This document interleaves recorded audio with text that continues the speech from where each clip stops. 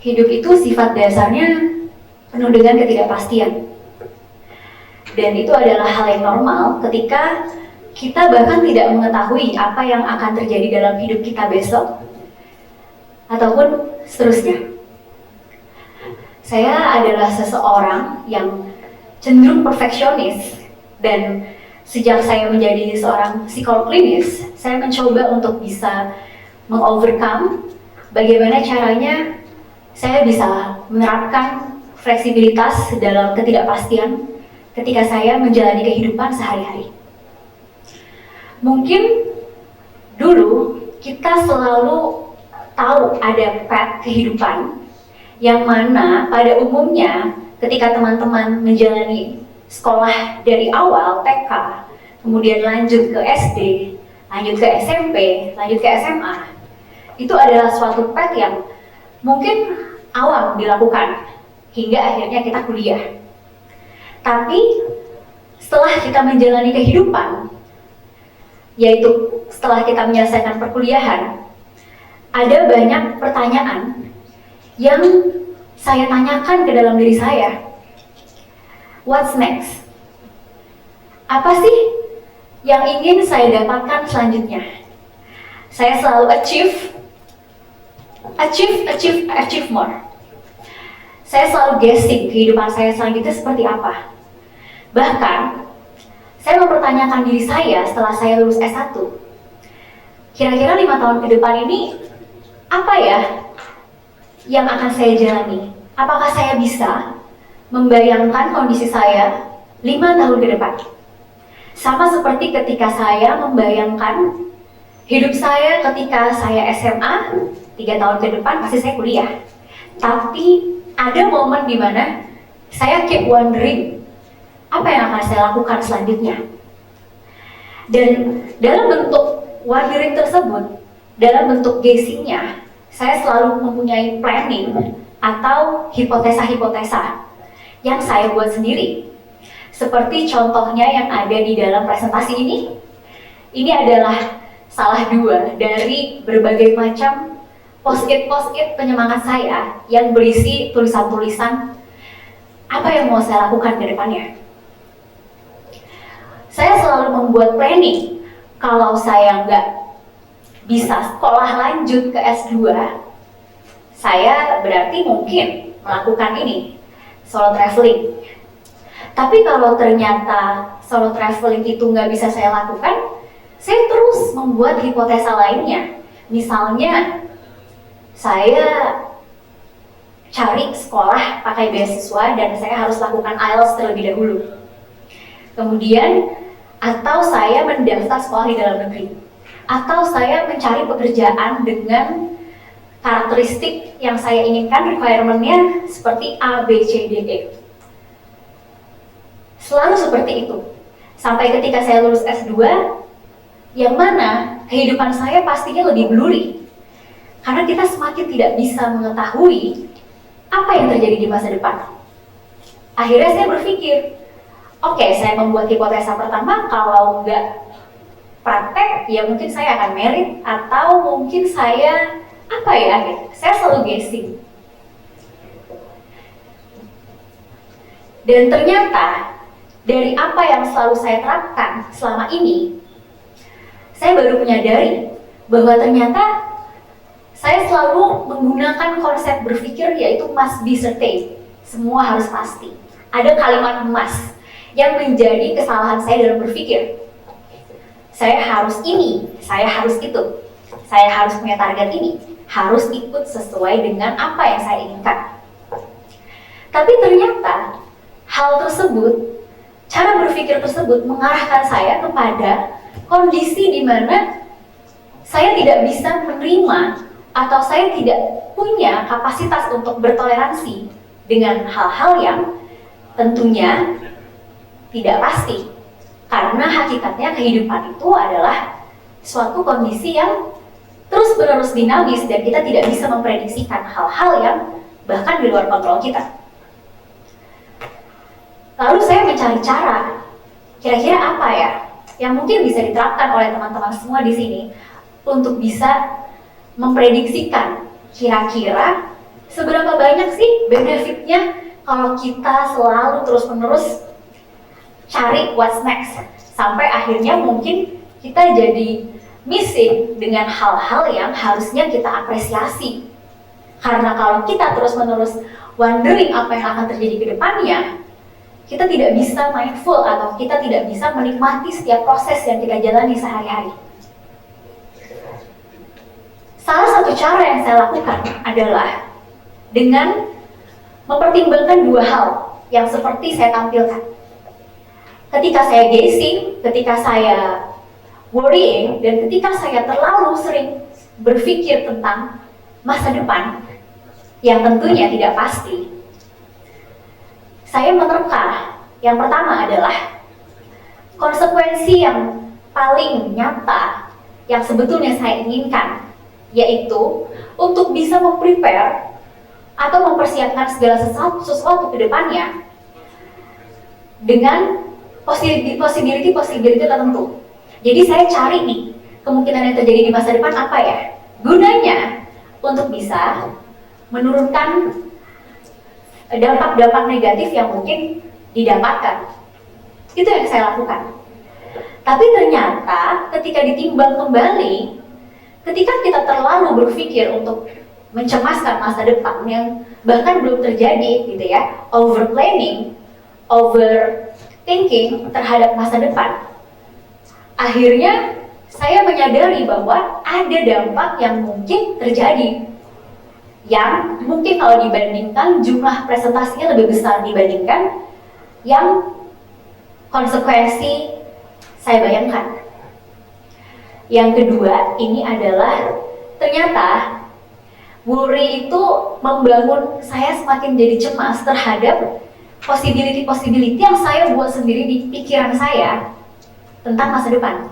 Dan ternyata memikirkan tentang bad outcomes atau hal-hal apa yang mungkin saya jalani ke depannya, itu malah bikin saya punya perasaan-perasaan cemas. Sehingga akhirnya saya sadar, oh kalau gitu ternyata terlalu sering planning dan tidak bisa mentoleransi ketidakpastian, itu lebih banyak konsekuensi yang negatif dibanding yang positif. Sebetulnya secara psikologi, uncertainty itu adalah kondisi ketidakpastian yang memang merupakan suatu keadaan mental state. Ketika kita menghadapi suatu hal yang kita tidak bisa tahu, kita tidak bisa nilai maknanya apa, situasi yang unknown, maka lebih banyak dihadapi dengan hal-hal yang bersifat emosi negatif.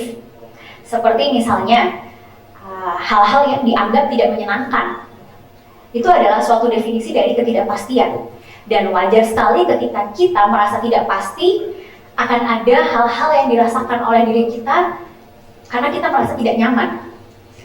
Secara biologis dan secara kognitif, kita bisa melihat bahwa suatu ancaman yang kita dapat dari lingkungan, misalnya ketika kita nggak mendapat balasan WhatsApp dari dosen, itu kan suatu hal yang kita anggap suatu ancaman ya. Kita berpikir ini aku salah di mana gitu. Kita selalu menerka, kenapa ya? Kok saya nggak dapat balasan? Nah, tubuh kita itu ketika mendapat stimulus tersebut, kita bisa bereaksi, ada 3 hal meresponnya. Fight, gitu ya. Fight dalam arti kita menghadapi, kita mencari tahu kenapa ini, atau flight, kita mundur, atau malah freeze, kita berhenti. Ketiga kondisi ini adalah suatu respon yang wajar ketika kita mendapat suatu ancaman dari luar. Fight, flight, dan freeze ini adalah respon kita yang mana itu akan mengaktifkan di bagian otak kita untuk bisa mencapai survival mode. Nah, survival mode ini apa? Untuk bisa meng-save diri kita dari bahaya-bahaya di luar, termasuk uncertainty itu sendiri yang dianggap sebagai suatu bahaya bagi diri kita. Kemudian, otak kita itu tidak tahu bagaimana caranya merespon hal-hal yang dianggap membahayakan bagi kita. Sehingga mungkin ini akan mengaktifkan kondisi emosi kita, dan akhirnya kita punya banyak reasoning atau kita berpikir macam-macam berdasarkan apa yang diberikan oleh emosi kita, sehingga outputnya ada rasa cemas, ada rasa overgeneralisasi terhadap masalah, kita akhirnya jadi bertanya-tanya terus, guessing, worrying, dan lainnya. Akhirnya, karena perasaan emosi cemas tersebut terhadap hal yang tidak pasti atau terhadap hal yang kita anggap sebagai suatu threat, kita akan mengeluarkan berbagai macam asumsi-asumsi yang paling buruk yang terjadi. Itu yang otak kita lakukan. Kemudian, ketika kita menghadapi kondisi ketidakpastian, sebetulnya tidak selalu mengakibatkan adanya rasa cemas. Karena rasa tidak pasti dalam hidup kita yang kita alami itu dipengaruhi oleh bermacam-macam. Misalnya belief, interpretasi kita terhadap suatu kejadian, asumsi kita, bahkan cara kita berpikir secara kognitif.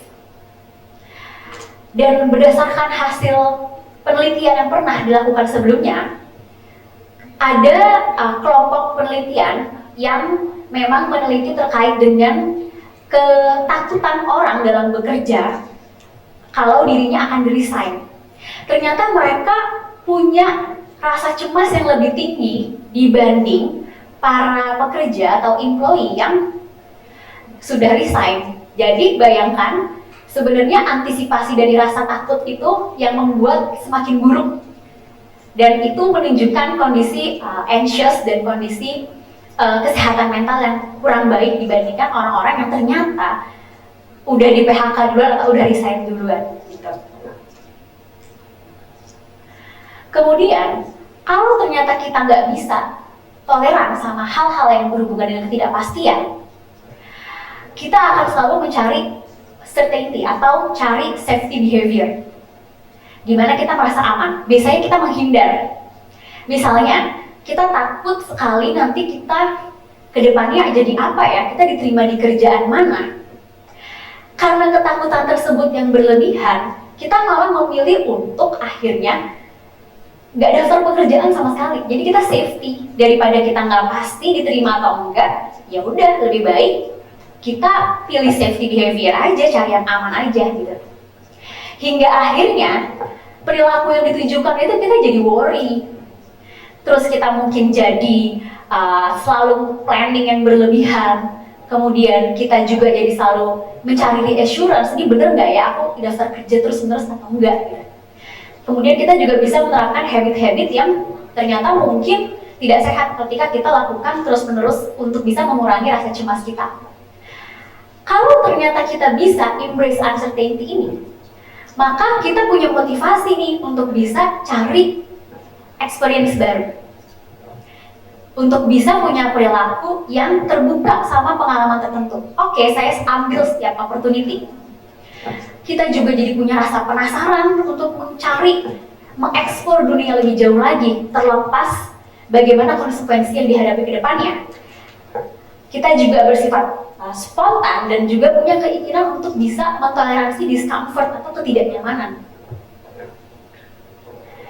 Dan salah satu hal yang perlu kita terapkan ketika kita menjalani hidup-hidup yang jelas tidak pasti ke depannya seperti apa adalah untuk bisa menerima atau acceptance ya. Kalau beberapa hal dalam hidup itu ada yang nggak bisa kita ubah, dan juga kita harus punya keberanian untuk bisa tahu mana sih sebenarnya hal-hal yang bisa kita kontrol. Dan kita juga bisa membedakan secara bijak mana sih hal-hal yang bisa kita kontrol dan kita nggak bisa kontrol. Misalnya masa depan kita bisa mengontrol bagaimana cara kita apply pekerjaan, tapi kita nggak bisa kontrol result dari kita nanti ketika diterima ataupun tidak dalam pekerjaan. Dan ketika kita bisa membedakan keduanya dengan bijak, maka kita bisa menerima hal-hal yang sebetulnya nggak pasti dalam dunia ini, tanpa adanya rasa cemas tentunya, atau hal-hal yang mungkin berdampak pada kesehatan mental kita. Salah satu cara yang bisa diterapin dan yang bisa kita lakukan, simple sehari-hari untuk bisa facing hal-hal yang nggak pasti, itu adalah dengan melatih pikiran kita supaya kita bisa fleksibel dalam berpikir. Berpikir fleksibel itu nggak harus semuanya black and white gitu ya, tapi kadang-kadang kita bisa di kutub yang kanan, di kutub yang kiri, bergantung dengan situasi. Dan itu bisa kita terapkan sehari-hari. Misalnya, kalau dulu kita nonton film, kita selalu lihat reviewnya dulu baru kita nonton. Kita selalu cari kepastiannya reviewnya bagus nggak ya. Coba kita pelan-pelan nonton film, ya udah kita langsung nonton aja ke bioskop tanpa lihat reviewnya. Kalau misalnya kita makan salah satu makanan favorit gitu ya, misalnya kalau ke KFC pesennya ayam paha gitu ya, kita cari nih menu lainnya sekali-sekali. Menu apa sih yang mungkin bisa kita explore lagi gitu, supaya kita bisa nih punya variasi, kita bisa, otak kita bisa menerima kalau ternyata kita bisa loh mendapatkan variasi-variasi baru, dan itu tersimpan di core memory kita supaya kita belajar fleksibel. Kalau kita biasanya dari kampus pulang ke rumah jalannya itu aja, kalau ada waktu lebih kita bisa cari jalan yang baru.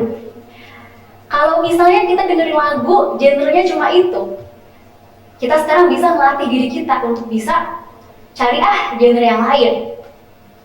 Kalau biasanya kita misalnya tidur itu sukanya di sisi kanan, harus pakai bantal dan guling, coba kita pindah tidur ke sisi kiri. Jadi sebetulnya itu adalah hal-hal yang simple yang bisa kita lakukan paling nyaman dan paling bisa dilakukan perlahan-lahan untuk melatih fleksibilitas kita dalam menghadapi kehidupan. Dan sejatinya fleksibilitas dalam berpikir itu sama seperti cara-cara kita mengelola hal-hal yang berhubungan dengan emosi, adalah hal yang sebetulnya bisa kita lakukan gitu ya, dan bisa berkembang kalau kita mau berusaha. Dan melatih fleksibilitas kita itu sebetulnya membutuhkan waktu, it takes time and it takes practice every day, supaya kita punya satu kemampuan penting, yaitu fleksibilitas dalam berpikir ketika menghadapi berbagai macam uncertainty atau berbagai macam ketidakpastian dalam kehidupan. Terima kasih.